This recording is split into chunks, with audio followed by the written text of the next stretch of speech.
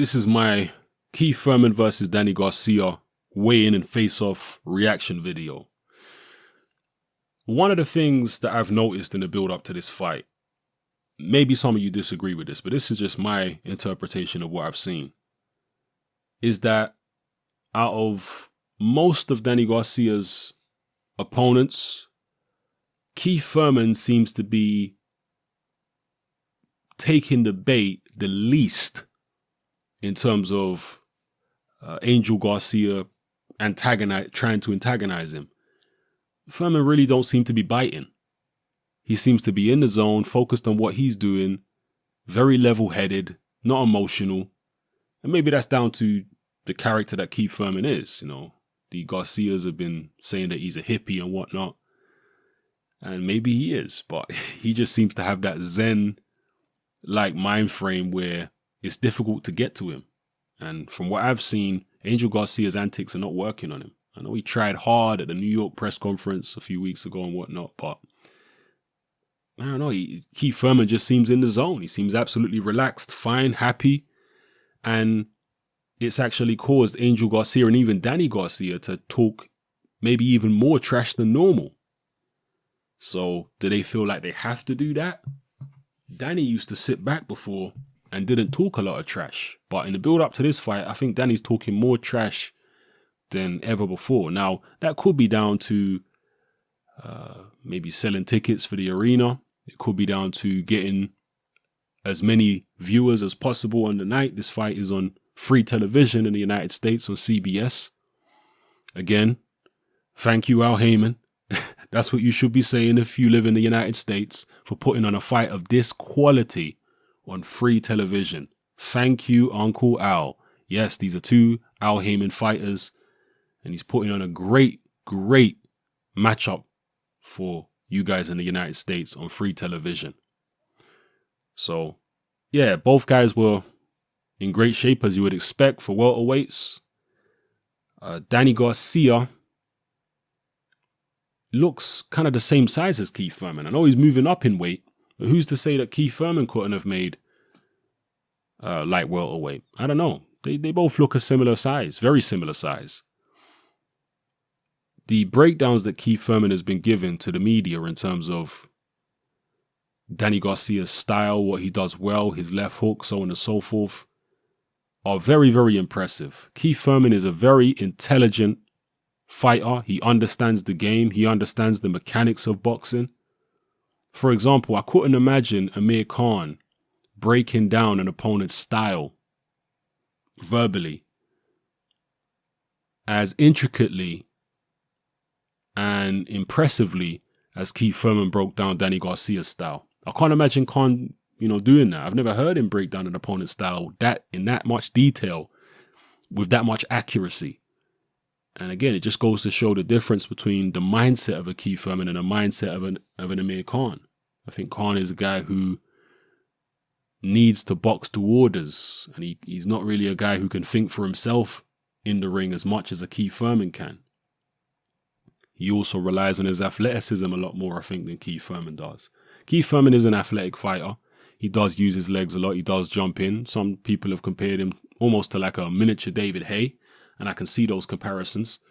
But I think he's more willing to trade in the pocket than a David Haye. And, he has his own particular style, but I can see some similarities there. But yeah, I'm impressed by Keith Thurman's analytical mind, his boxing brain, understanding that, for example, Danny Garcia is accused of being flat-footed, but because he's flat-footed, he's always on balance, and therefore he's always poised and cocked to throw one of those big, heavy hooks, either with the left hook or sometimes a right hook. Occasionally a straight right, but normally when he's really going for power, it's a right hook rather than a straight right. So yeah, being flat-footed, he's always set and always sturdy on his legs to deliver serious power. And he's a very good counterpuncher, Danny Garcia. We've seen that many times. Also, he talked about Danny Garcia throwing the left hook with his eyes closed or when he's looking away. Well, if he's got, the ability to land a hook the way he obviously has, then he must be a very good judge of distance. He don't necessarily have to be looking at you to be landing it. That's not lucky, that's skill. You could say, I mean, a lot of people will argue that there's no such thing as a lucky punch. But if you wanted to say that a guy landed a lucky punch, if he did it once and knocked out one opponent while looking down or looking away with a left hook, then you might be able to make an argument he was lucky. But Danny Garcia's done it to numerous people. He's been looking away and still lands a left hook and puts people on the canvas. So that's not luck, that's skill. He knows where you are. Even if he's looking at your feet, he knows where your head is. He can probably still see you in his peripheral vision. So Keith Thurman pointed this out. He said, don't sleep on Danny Garcia's no-look hook, because he obviously knows where you are. He was kind of defending Danny Garcia, actually, when the media were questioning him about Danny Garcia's left hook. And as I say, go watch those videos if you haven't seen them, the media roundtables that Keith Thurman has done where he's breaking down Danny Garcia's style. He also breaks down Floyd Mayweather's style, which is also interesting.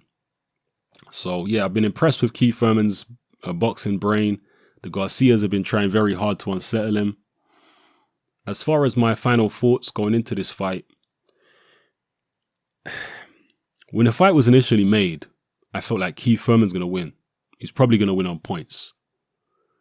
But Danny Garcia has beaten the odds in a major way 2 times in the past. Now, the Khan fight I thought was 50-50.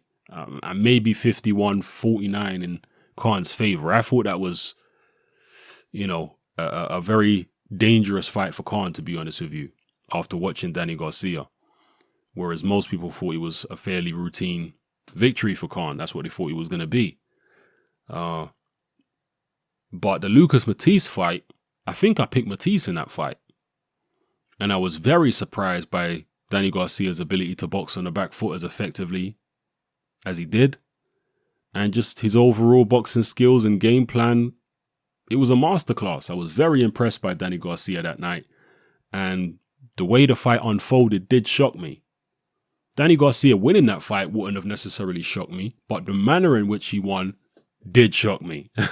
I was surprised by that. I was surprised that it was a relatively comfortable fight for Danny Garcia, that Lucas Matisse fight. So with that in mind, with Danny Garcia having a history of beating the odds, I'm reluctant to pick against him in this fight. Even though he has weaknesses which I believe Keith Thurman can exploit, he isn't still unbeaten for no reason. And I know people dispute the Lamont Peterson fight and the Herrera fight, but those two aside, and the Peterson fight was close. The Herrera fight people believe was a robbery. So, he hasn't had the success that he's had for no reason. He obviously is smart. He obviously knows how to time his shots. He obviously knows how to adapt. We've seen that. And win fight. He's a very smart fighter, Danny Garcia.